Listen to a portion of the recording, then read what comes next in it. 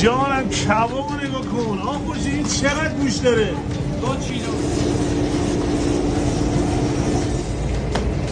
جانم به این گوش رنگشو ببین.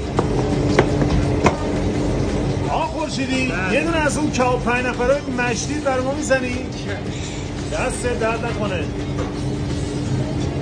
کبابو ببین، حجم گوش رو ببین برام. چقدر گوش داره؟ 2 کیلو.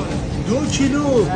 نداریم چنین کبابی تو تهران برام. عرضشو ببین فقط در 12 سال عرضشه خیلی خوبه. آسانه خورشیدی، معین خورشیدی، این هم مبین کوچیک‌ترین عضو خانواده. هر سه تاشون هم کارشون درسته. به اینم میگن میکس خانواده کباب تک بنا. 5 نفره است. خورشیدی وقت چیه؟ بریم برای پختنش. اینم کباب